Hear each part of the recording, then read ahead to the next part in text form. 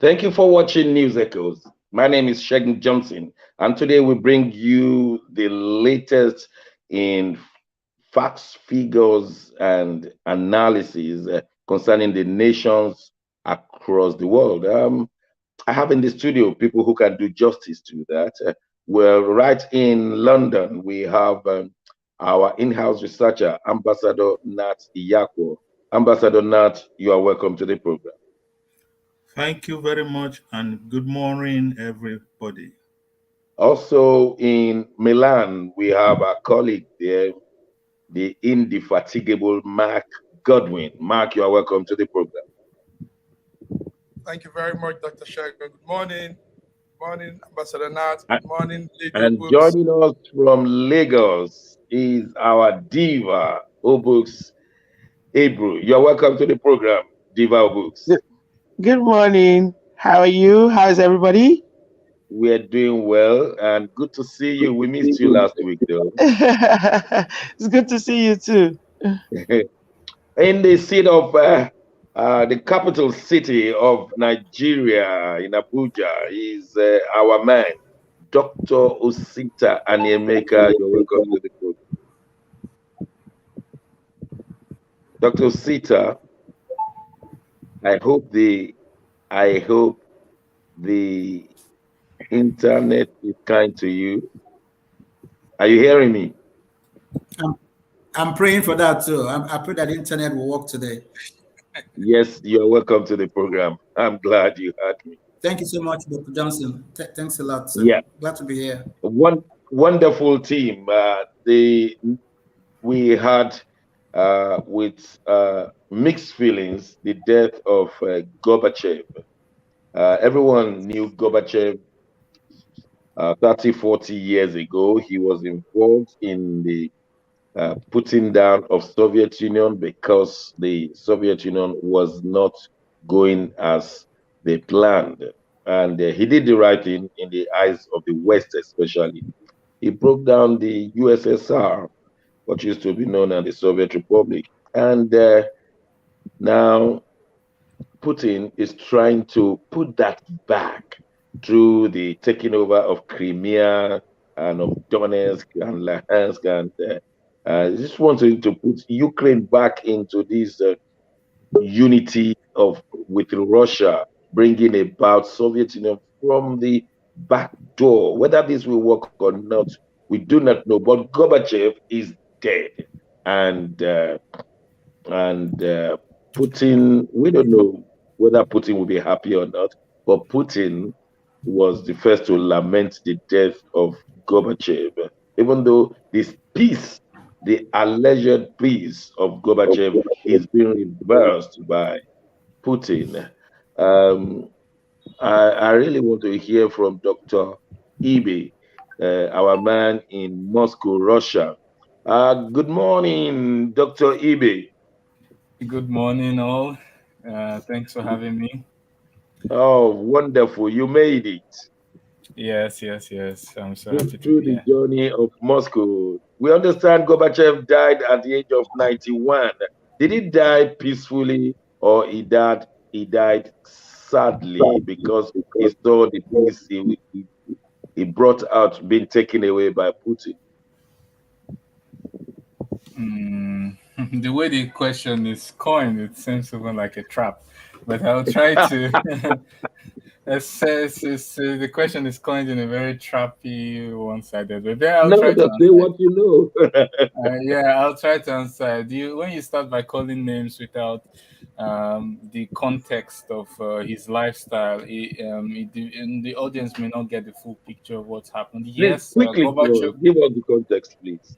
Yes. Gorbachev was known and regarded in the East and in the West as one of the peacemakers who helped to negotiate peace settlement between the East and the West. That's quite all right. But after he was here, the last as General Secretary and the first and only president of the USSR, that's absolutely correct. But Gorbachev, by his public statements, I was trying to get it quickly so that I can quote it to you verbatim. But in his life, he has lived through the He has personally said in short that he's been upset at the expansion of NATO, and he's been upset at the West wanting Russia to be on. He has been upset that the West seem to be happier when Russia is on their knees rather than when Russia is progressing. And he has lived through the wars of Iraq, Afghanistan, Vietnam, Libya, Sudan, and now Ukraine. So he has, as a peace-loving person, he would have wanted that there is a general and universal peace. That what is good for the goose is good for the gander. And when 100% of Afghanistan was taken and 100% of Iraq was taken, there were no sanctions. But when 25% of Ukraine is taken, we almost can't sleep with the updates and the news stories and all of that. So yes, but was he in support of this war in Ukraine? Was he in support before he died? As a patriot, as a Russian, he never spoke out against the military conflict in Ukraine from a political perspective. Anybody But how who about the quotes fact that Putin's policy of going to war with Ukraine brought NATO to the doorstep of Russia and made their presence felt? Well, no. NATO has already admitted openly they didn't bring anybody to anywhere, and NATO has already admitted openly through their leaders that they were supplying weapons to Ukraine much before February 2023. So the idea that brought anybody is absolutely not true. Also, these are not my ideas; these are facts that has been publicly stated by the leaders of NATO. And also, it's also being publicly stated by the leaders of NATO and generals of the army that Ukraine was the most combat-ready, prepared part of NATO even before February. So nobody brought anybody. One more question for you. Yes. How did the Russian society, the Russian people, how did they receive the death of their loved one, Gorbachev? Everyone is sad, basically, and we're even happy that the West is sad as well about it, because the death of anybody is bad, especially a national hero who wanted peace, but not on the peace on the Western terms, on the peace on Russian terms, on the peace where Russia is standing tall and negotiating on the table. That's the only kind of peace Gorbachev wanted. And of course, he has to have lived through all these wars in Iraq, in Afghanistan, even now Serbia, Kosovo, now Ukraine. In geopolitics, national interest comes first. Okay. Let me ask you this one more question, because we have people who will want to put into this. If he was that a patriot, why did he support the balkanization of the Soviet Republic? It was one of his signatures that led to the dissolution. The dissolution of the Soviet Union, as it was. Yeah. He wants. He's a flexible person. He has shown in his ability to negotiate with the West. It's clear. He's a flexible person. He really wants peace. Means that he's ready to sacrifice a bit, maybe a bit more than Putin, but a bit more to get that peace. But the bottom line is from his statement, not the statement that somebody said that he said. I have a list of all his statements he has said, about more than 10 of them that he said firsthand, where it's very clear that his policy of peace is a peace on Russian terms with some compromise, but a kind of peace where Russia is standing tall on the negotiation table, knowing quite well that there can be no global peace without agreement between US and NATO. And yes, while we call it a Russia-Ukraine conflict, it is actually practically false, because it's an Eastern-Western conflict. It's a Russia. Okay.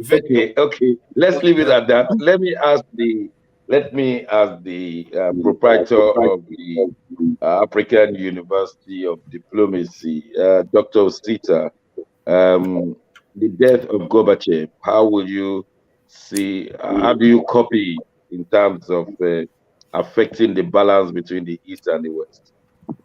End of an era. Okay.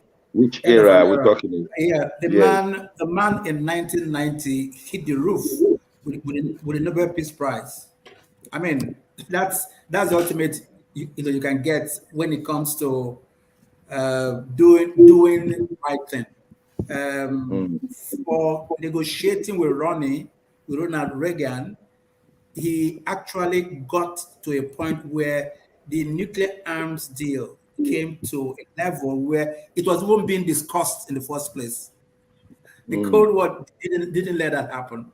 So for him to have gotten to that stage and then creating a relationship with Ronald Reagan, that they actually started cracking jokes about Russia, about USSR. There's one that beats Ronald Reagan. He says we only hear about USSR leaders. We only hear about Russian leaders, but we don't hear about Russian people. And crack this joke about a Russian, being told what Americans can do. That an American can actually walk into the Oval Office and hit the desk of the president and say, "I don't like the way you're governing this country." And the Russian said, "Of course I can do it. I can do it too. I can actually walk into the office of Gabi and hit the desk and say, Mr. President, I don't like the way Ronald Reagan is running America." Yes, I think I got that. Yeah. Yes, that was possible because they started a relationship with Russia that would have quietly cleared the air. And I like what Dr. Ibe says. I've never been to Russia. We see Russia differently. But the problem with us is that outside Russia, there is nothing that has been so much fun as when Gobi was there. Because I mean, at all times, he was the only one that brought Russia to the fore, in global politics. And for that alone, people knew him more than any other Russian leader. And because of that too, he was able to find out why the West thinks the way they think and relate that with Russia.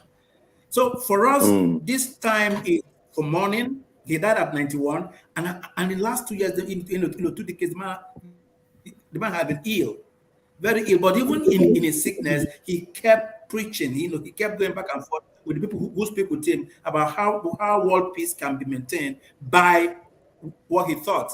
And believe me, if he's a hero at home and a hero in the West, he must have been standing astride both cultures. Yes, thank you very much, Diva Books. I was just thinking about this man managed to balance between the East and the West. Today, the West believe that Gorbachev was a hero. At the same time, we learned that Gorbachev was a hero at home. We've been talking about the women of Nigeria being the hero who could bring us out of all the quagmire. You think we can get such people in Nigeria that will be hero both sides of the divide? Well, of course, there are absolutely women in Nigeria that can be heroes of Nigeria. If we take example from Fela's mother, women like that, right. We have modern day heroes that we look at, like Ngozi Okonjo. I would look at her as a possible hero if they would allow her to do what she needs to do and bring our economy to a stable, position. Our lady in Adamawa that is going to be governor, hopefully by the grace of God, she can turn out to be a hero. And the reason why I'm asking you that question is because Ambassador Nat is going to tell us in a minute how 7 women became governor in Kenya. And so we're looking for people who can be good on the divides of a country like Nigeria. Yes, sorry, go on. Yes, like me, I can be the governor of Delta State and be a hero. Most certainly, I can. Why not? Why not?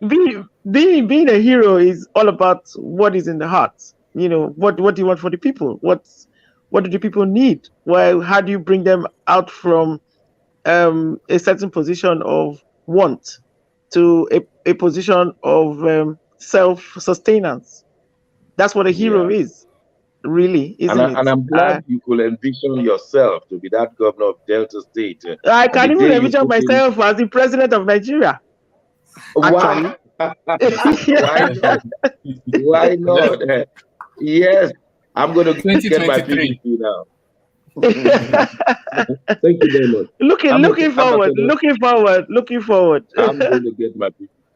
Ambassador Nat, you've been an ambassador, and you know that diplomacy is what is expected of ambassadors. Now that Gorbachev is gone, do you see any diplomatic wrangling between the East and the West in the near future, especially with the war? And if you can link it up with the Pope is in trouble at the moment, diplomatic trouble. He said it's the war in Ukraine has been senseless. And at the same time, he said he was against the killing of the young lady Jugina, I believe. So the Pope is in a diplomatic problem. The Russians didn't like him saying it's a useless war. The Ukrainians didn't like him to say that the woman should not have been killed. Ambassador, you have been an ambassador. Tell us.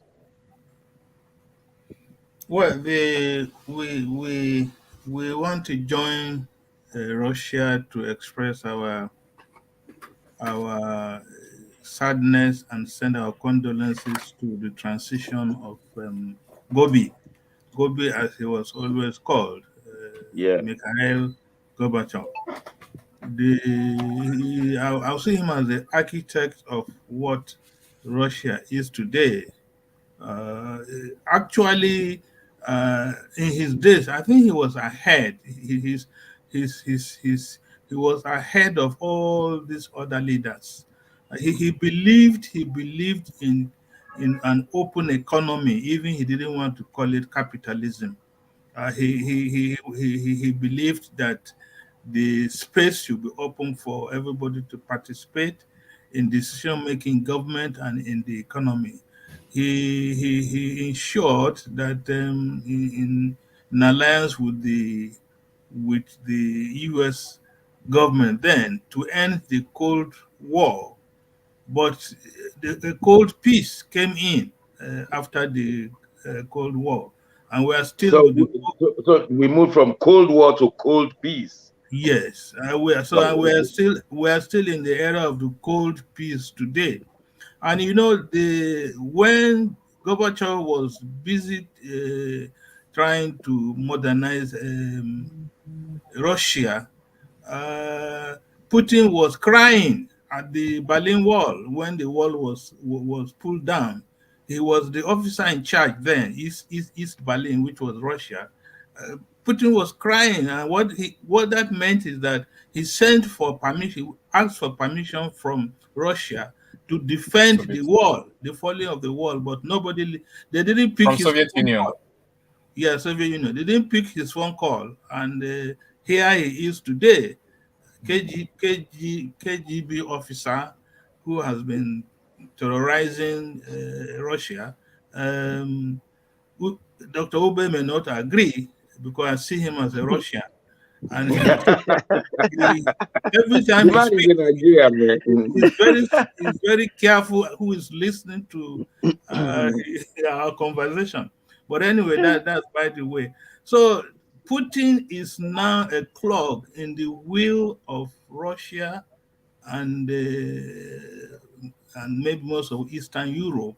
And Gorbachev was until he died. When he died, he was very sad that Putin is destroying all he had labored for in his life. So Okay.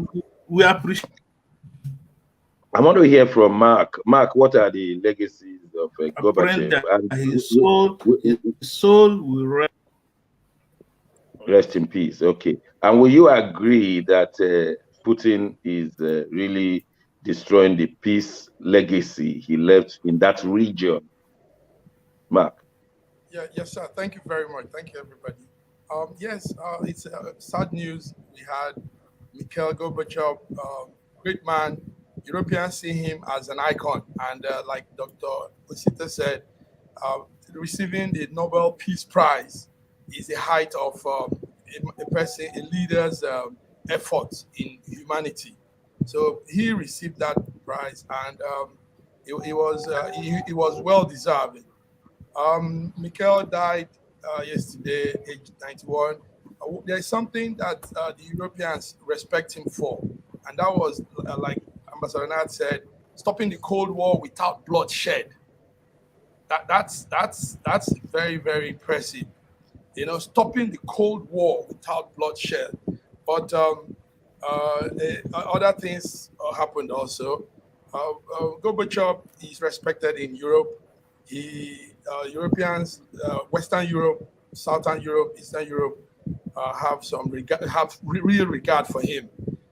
He was also able to bring, like you said, pull down the wall and unify the two corners together, and so many other great things he did geopolitically. So we are all mourning here. Yesterday, I think the Italian government announced on radio, and I think there will be a candlelight session for him in the house, and probably in some corners where Russians live also. Russians are here in Western Europe. Many corners of Western Europe has special areas where Russians inhabit. Thank you very much. Oh, thank you very much. I didn't know that the European. Yes, Dr. Ebi, I'm coming to you straight away. And I know with your reaction, please, I want you to say something. Are you guys going to love the Pope, or you're going to hate him now, or you're going to dislike him? So you can respond, Dr. Ebi. Okay. We love the Pope. I don't speak for Putin or the Kremlin or any government official, but I can only tell you the reactions that I see here. Although Russians are Orthodox Christians, and so it's different. The Pope is not their religious leader, but I can say that Russians love the Pope. They understand what it means to be based in a country and how it can affect your interests. We understand that there are some things you can say, and sometimes Russians are not listening to what you can say, but what you don't say. And so we understand the Pope, and we understand why he may need to make some statements. Obviously, he's not the lead. He's not the Pope of Russia. He's the Pope of Italy. So it's very clear why he may need to make some statements, and we take it based on interest and his beliefs and all of that. But I want to say one thing. It's clear. I appreciate the fact that he condemned the death of a journalist, Daria Dugina. It's barbaric. The West didn't condemn it enough. They are silent now, or not as noisy about it as they are about Gorbachev, which is, you can call it double standard in a way. But it's not only on the West that does this. Russia also doesn't celebrate people that they don't like when they die. It's not as much. So it's not a one-sided thing. I'm not blaming West or blaming East. I'm just trying to be as objective as possible. Now, let me quote Gorbachev, a word from Gorbachev. Gorbachev was sick in 2022, very sick. So he couldn't have a lot of public appearances and make speeches concerning this special military operation. So let us not think that his silence was support or being against. Let us be very objective. But let's go back to his statement he made while he was physically strong and was in a position to make public statements. Gorbachev, his mother is Ukrainian, his father is Russian. But this is what he had to say about Crimea in 2014. He said, I approve the annexation of Crimea because the people, the Crimeans, spoke almost unanimously in favor, and they voted. I didn't even expect it to be so mature. What about international law? When the USSR collapsed, where was international law? It turns out that the West trusted us. Good. Let them and further not interfere. That is, let them continue to trust us. I defend the truth. And the truth in this case is that Crimea cannot be turned off Russia. This is her brainchild. We are not, he didn't say I am not, or Putin is not. We are not recreating this USSR. It won't work. Yes, and it is not necessary. These are his words verbatim. And he spoke we, encapsulating the public policy of Russia. So any other thing you hear from somebody say, I knew Gorbachev and I made this, as I see in some Western publication, is pure fake news. Listen to only what Gorbachev said because it represents his speech and the public policy. All right. Dr. Ebi, I'm happy you had the last word on Gorbachev. We definitely send our condolences to the people of Russia and the East. Ambassador Nat, 7 female governors in Kenya, and with a spectacular lady who used to be a houser. Quickly, you want to tell us because I want us to react to it so that we can copy from them. Obviously, in Rwanda, same thing is happening, and we wonder if it could happen in countries like Nigeria and Ghana. Quickly tell us before we go on break. Okay, thank you very much. Kenya is still on the front burner. Their presidential election were just some few weeks back. A winner was declared, but we know the serial loser, Odinga, Raila Odinga, he has approached the Supreme Court, praying that the election result be upturned and declare him as winner. So Mm, we're watching and we are trying to see what comes out of that. But the cheering news is that the recent elections, there are 40, 40 states in Kenya, as I will put it, and we have a bold statement was made by 7 women. Those 7 is an odd number. Uh, 7 women made a bold statement, and more bold or bolder was this young lady who used to be a house help, and she did that job to to mobilize funds to go back to school and to get into politics. And she won the elections in one of the states in Kenya. So she's now from housewife to Her Excellency, governor of a county in, in Uh, Kenya. thank you very much for that summary, Diva Obu. Um, do you see this kind of revolution? Or no, let me be very. Let me ask the question point blank. What are the challenges for women to become governor and president in Nigeria? Let's be very fair. Please help us. The chances are very far and few between. Um, the Mm, men are not ready to let up these positions for women.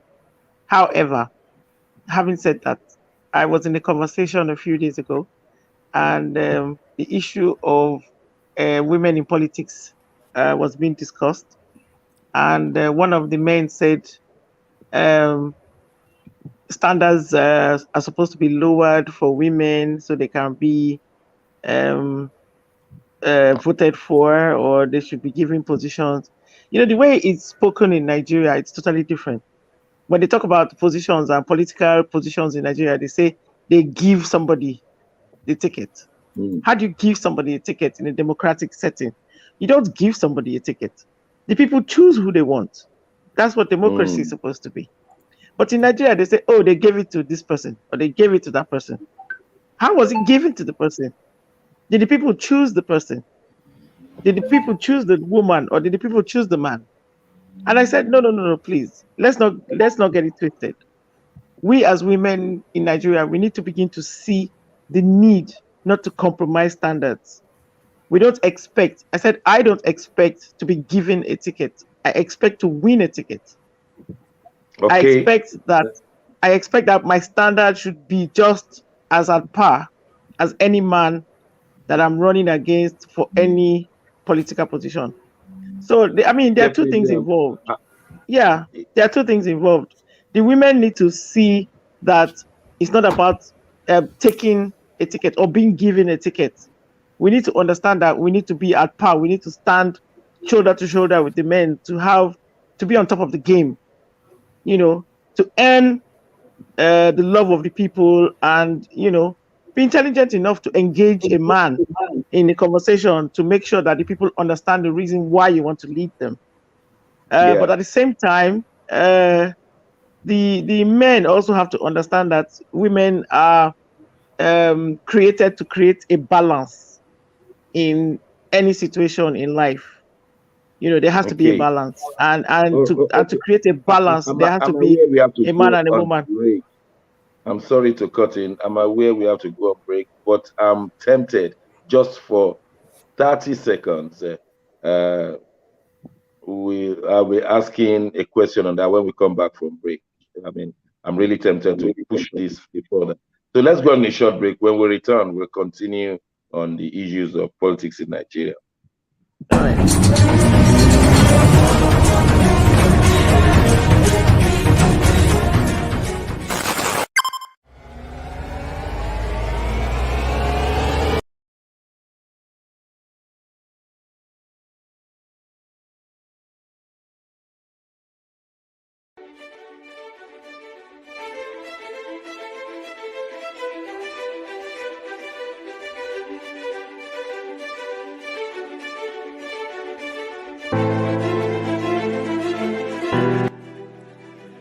Hi there, I'm Mary Keurig, and I am a businesswoman in the United States, but I'm also the Global Content Vice President for the Sub-Saharan Open University in Nigeria.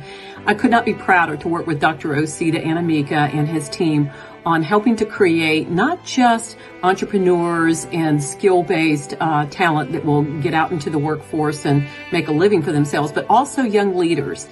And to that end, with this integrity-rich university environment that's accredited now, and it's just an amazing opportunity for anyone there of any age to jump on board and learn, we want to let you know about a new offering that we have. We have a global governance and diplomacy course now provided by a whole team of people that crosses several countries to put together these resources and lots of great information for those of you who might be on the path toward public service and diplomatic service, NGO leadership, that sort of thing.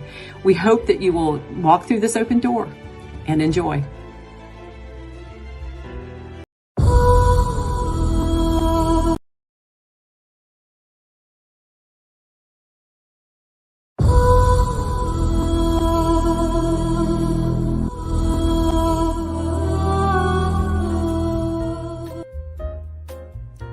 When I wrote the book, The Final Solution, the Lord gave me some things in the spirit realm to see going to happen here. And that is why you need to get a copy of this book, not because of the purchase, but because of the contents. We've not spent 2 weeks. Now we have seen the problem in Ukraine, Russia, and Belarus, Donetsk, Luhansk, and all the other surrounding nations, talk less of the Western countries and the Eastern countries. We want to pray that this stops where it is.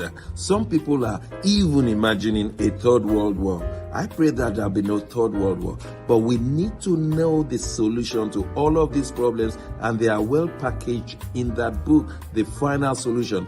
The amount of money is next to nothing. Go to Amazon and buy this book. Go to the Kindle, go to KDP and buy this book. It's very important. So it is in Amazon and Kindle. And of course you can purchase the paperback, but it's not about the money. It's about the contents to have solution to Ukraine, to Russia, to the West, to the East, and indeed all parts of the world. Do get a copy and let's start operating the solution of God to our time.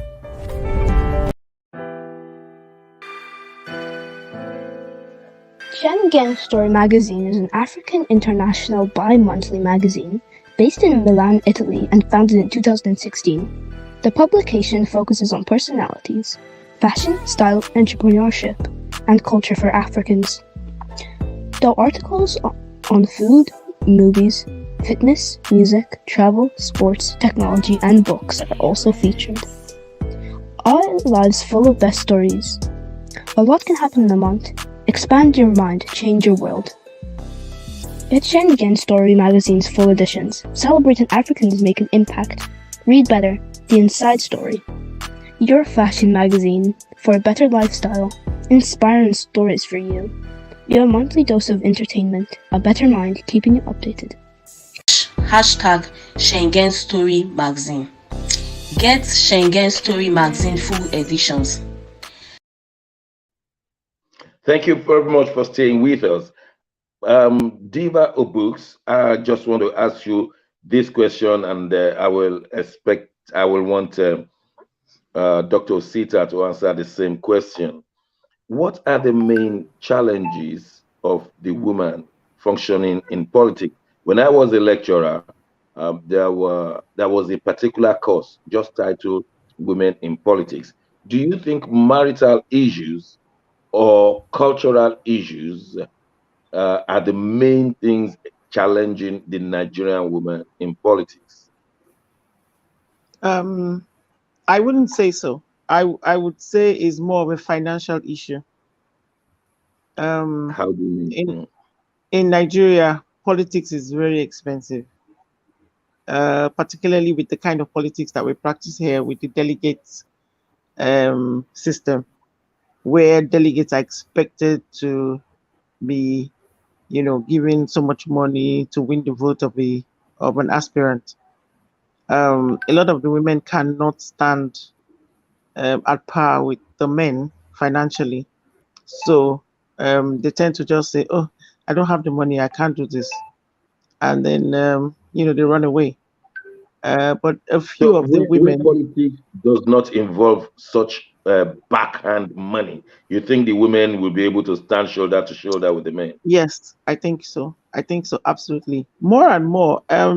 Before, perhaps you would say that a cultural, um, you know, some cultural influence, Factor, yeah. and men not wanting their women you know, associate with so many other men or be in the space where it's predominantly men that operate in that space. But more and more, even the men are encouraging the women, to come out and take up leadership positions. But they just don't have the financial capability to match the men. Well, a lot of the men that come out, because in Nigeria now, before you run election, they'll even tell you, make sure you have 300 million, or otherwise don't even bother to, try and venture into that space. And a lot of the women are not Which is a financially shame. capable. Which is a shame. Yeah, it's a big shame. It's a big shame. But It's a unfortunately, big it's shame. unfortunately what it is what it is. I can You put know, on record that I contested election in London and I mm, did not put down money. In fact, it would be wrong to put down personal money. It was the yeah, party that it's paid for every expense here. yes, And it's even the actually party was monitored. yes, it's actually supposed to be against the law here, but it is what is expected. Okay. People just Dr. expect you Sita, to just spend lots of money. okay. Dr. Sita, the reason I'm pointing you out is because you've resided in the north and you are still residing in Abuja, though you originated from the southeast. So you are a man of diverse cultures. Will you say the culture of the Northerners, as explained by the president, Muhammadu Buhari, that the woman should be in the other room, is a cultural thing? Will you say that has been the major issue in the Nigerian politics, especially knowing where you are coming from, to help us juxtapose the culture of the Southeast and the culture of the North concerning the women in Nigerian politics? Now, thank you so much. While I was teaching at the Ibrahim Babangida University in La Pai in Niger State, one of the principal officers lost a wife. So when I went to visit with him, he said to me that, Osita, what I'm going to tell you now will surprise you. Our women have culture of silence. This woman had had cancer for years, diagnosed, proven even without the husband knowing. She couldn't tell the Wow, husband that she was sick. That's the wow, point. You will see them sit down there. Look at what my sister is saying now. This is from the south. They will sit down there, dying, and not able to raise up a voice to say this is what is wrong with me. This is something that is walked into politics and is simmering down because the men who are at the top are the ones who are dictating what should be done. And those people who are following them from the south are also taking the culture down. But look at what Kenya has done. Kenya has written the name of Africa in the global map. And I am telling you that till this world comes to an end, these 7 women who are the first on the continent to be so recognized by a true election as qualified to rule will not go forgotten. Yeah, but Okay, look at it. There how were about the 40 southwest and states, the 40 sorry, how about the states, southwest and the southeast 20. women in Nigeria? How about the Yeah, southwest okay. and southeast? We're saying the same thing. We're saying the same thing.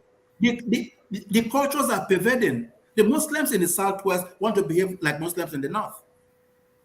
So Okay. they are not even trying to do anything differently. They want to be that. But fortunately for us, our women are smart and ready, because any small space you give to them, they go.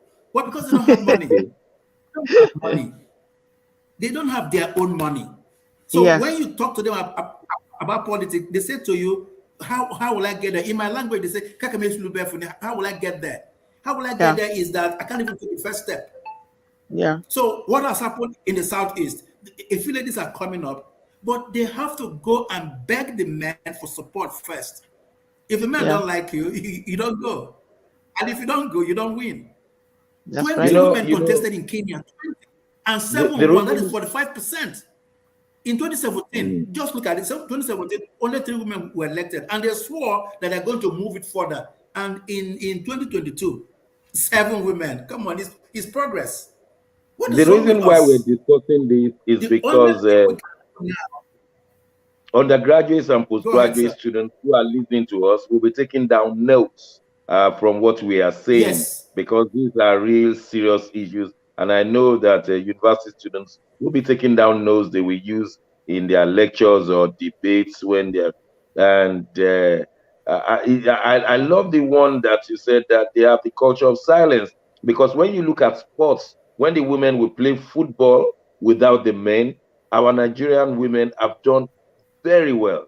Where they will run without the men, their Nigerian women have done very well with medals, international medals to show for it. But where they will compete with men within Nigeria in politics, they're nowhere to be found. So this is this is an exposition. And Ambassador Nat, I know you are from the northern part of Nigeria. Why do the women have a cultural silence? I'm from the middle belt.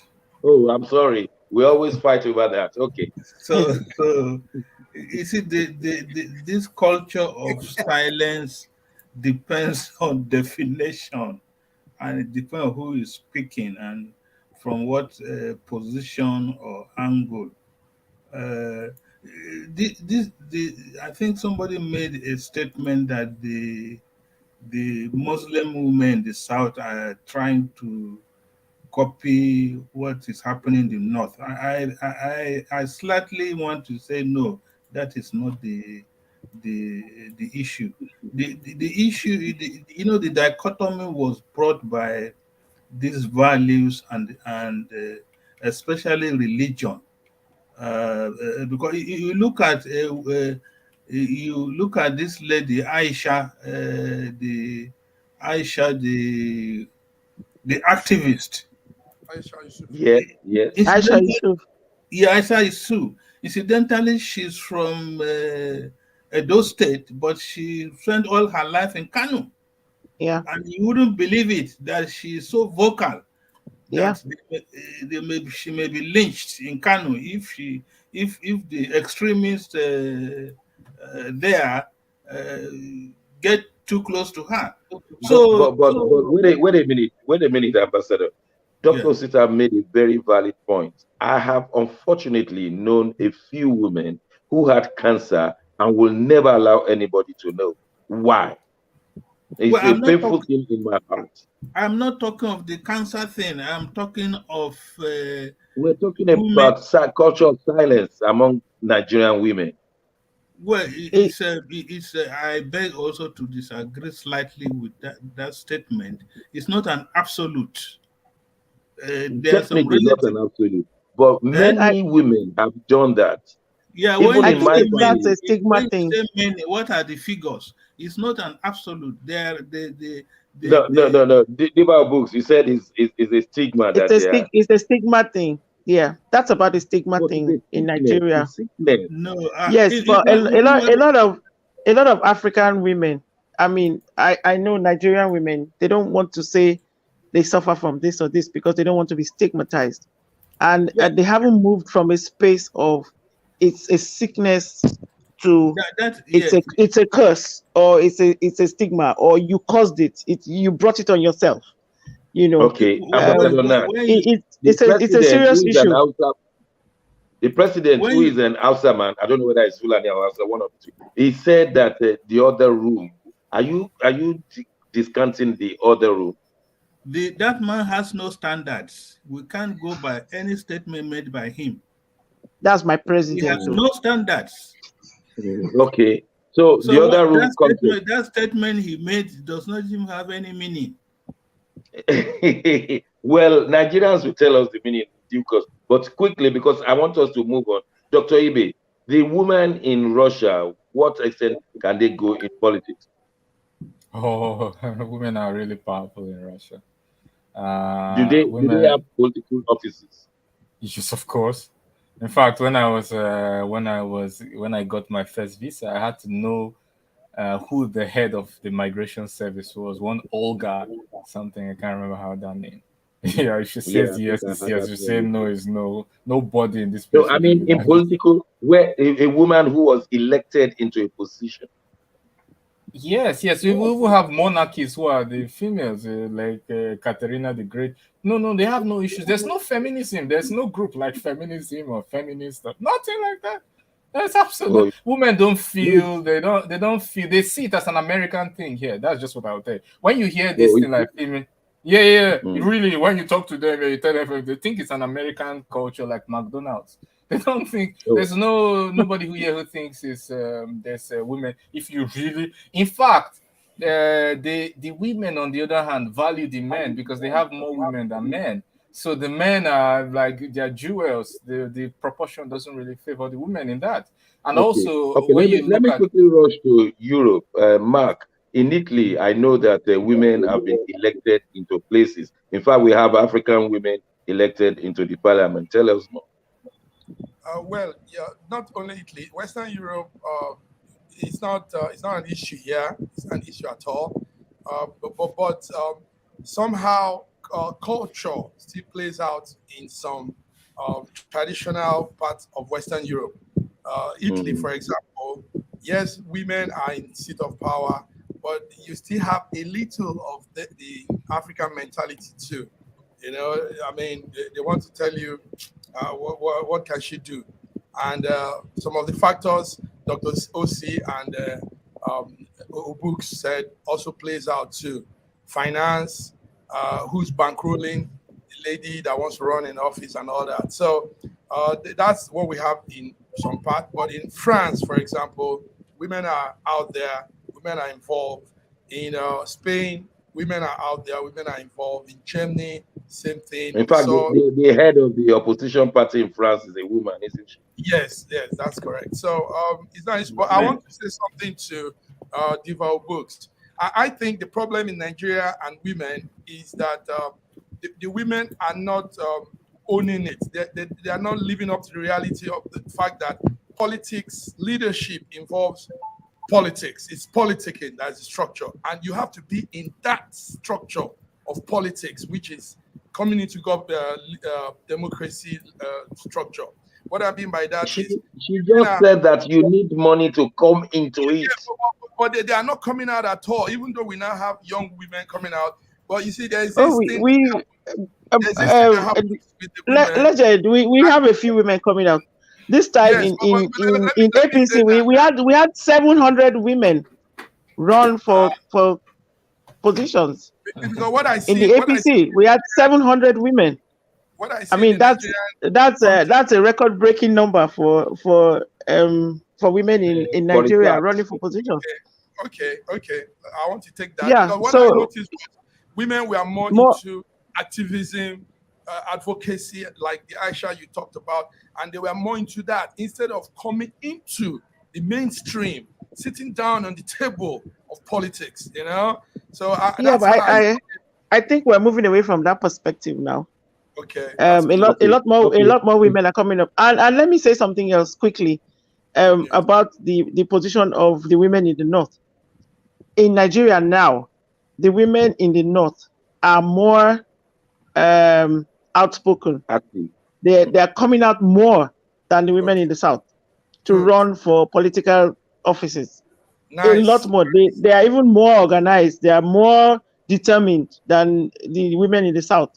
Even now, Okay. they're We really have a few deputy coming governors out who are and trying to put the woman we have in our party that is running for governor or that has the ticket for as a candidate for the State she's from the north. okay. All right. I just Yeah. have to move on. Ambassador Nat, the Nigerian juggernauts in politics came to London. They were I in like that word. France. They were meeting all over the place, included former President Olusegun Obasanjo, Peter Obi, Atiku, Bola Ahmed Tinubu. What were they doing? What were they saying in faraway Europe that they couldn't have said in Nigeria? That involved a lot of foreign exchange, which we didn't have. No, I want to be very honest with you, with those group of men who are junketing in Europe and the Americas. Those are Yeah. not serious. Those are not serious people.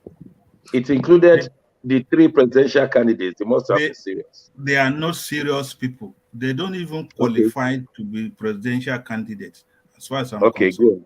You So don't what were you they don't doing here? They were enjoying themselves. They were on holidays, spending the Mm. taxpayers' money. In fact, there should be an investigation. The states they came from, where did they get the money? Is it not the taxpayers' money or but part of the 2022 budget of the state? And it's shameful and disgraceful, honestly. Those people don't have So, anything to okay, offer. what was the agenda here in London as they sat down? It's a personal agenda, self-aggrandizement, uh, uh, ego boosting, and that is all they were doing. They didn't, nothing serious was discussed. They were not discussing the ideologies. They were discussing themselves and themselves. And They were what they discussing who will take what? honestly, they were discussing the individuals and their families, presidency, vice president, secretary to the government, senate president, governors of the state. That is all they were discussing. Some have even Okay, talked ministries. Some offer of Ministry of Petroleum Resources because strategic. There's a lot of let, money. let me run to the seat of power. Dr. Osita, will you agree that that was the only thing they were discussing? Who to share what? Dr. Osita. Oh, then while we're waiting for a mark in Milan, can you answer the question? Okay. Well, I won't totally agree with Ambassador Nat. The Labour flag bearer, for example, the Labour Party flag bearer for the 2023 presidential election, Mm. he made trips around Germany, UK, Italy, and Canada and America. And one thing, focal point that must be said is he's trying to make the Nigerians in diaspora to understand how very relevant they are, how their status as benefactors to their families can affect the vote come 2023. So he's bringing the diaspora. And then he gave the diasporans a bait. Well, as soon as I become president, all the diasporans will be able to vote. And nobody Vote. challenged that.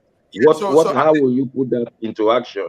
Because yes, there are so many countries outside of Nigeria. How do you do that? Nobody asked him questions.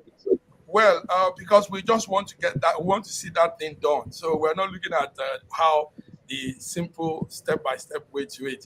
But one thing is, when that it could be, if that could be done, it will not be an abrupt stain. It will not mean everybody voting at the same time. If I start with maybe ambassadors and special delegates that are in various diaspora locations voting first, then maybe they begin to categorize it. certain number of people. So that way, well, because we are many, Nigeria is huge.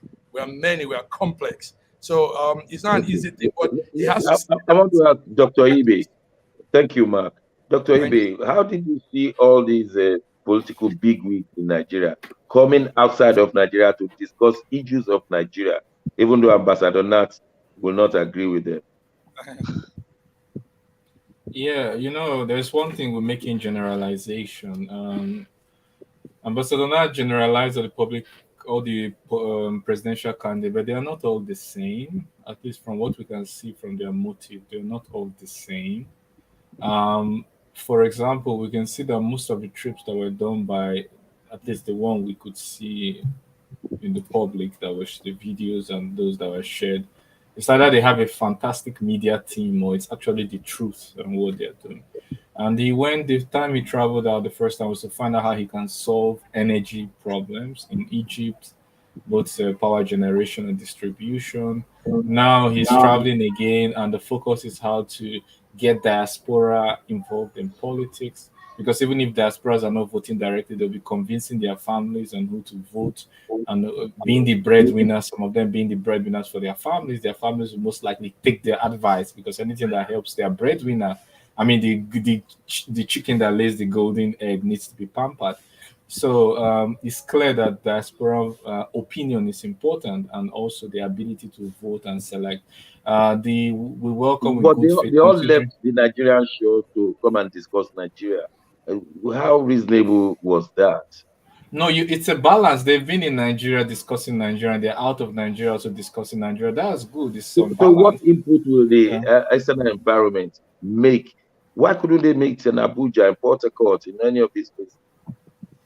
Because when you make a visit, a physical visit to meet people, first of all, you can gauge the real support of the people. The people are free to ask questions, not through social media commentary.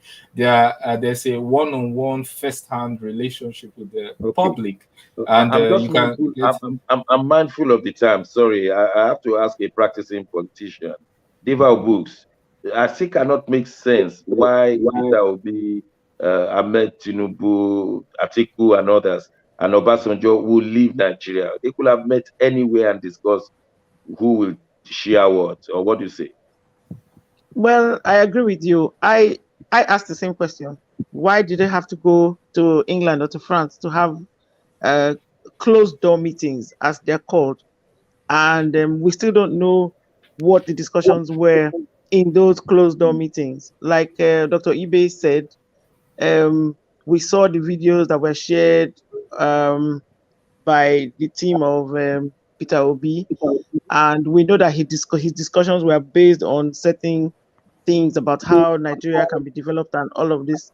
But the other news reels we got were, so and so person met in France, so and so person met in England or London, and they were closed door meetings, and we don't know what they discussed. So they could have closed the door in Abuja or they could have closed the door. Yeah, they could have. Perhaps there was international. There were international persons input. Present in those meetings. Hey, I don't know what to say. Okay. I really don't know. Okay, Dr. Sita is back. I'm so glad you are back. In the dying second, Dr. Sita, why did the political bigwigs meet in London, in France, and not in Nigeria? What were they saying that was so important? Waste of time. Dr. Johnson, and money. It's just it's the usual play. It's a Nigerian play thing. It's a play. Actually, they have the resources. They want to show it off. They went somewhere, paid rent to see facility to hold what meeting for what? These are nobody's. When it comes to next election, people are just making so much noise. They're making so much noise and doing nothing. Let's get serious for once in this country. P2B is showing signs of seriousness and nobody's saying it until he drops the bomb. Okay. I'm afraid time is not on our side. That's how far we can go today. I want to thank everyone in the studio, right from Moscow, Russia, East London, Ambassador Nadia, Lagos, Diva Books. Diva Books, are you in Lagos? Yes, I am. Oh, wonderful.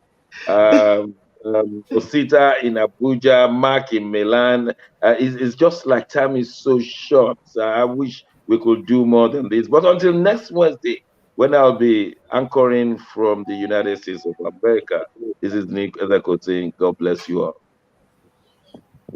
Thank you, sir. Thank you.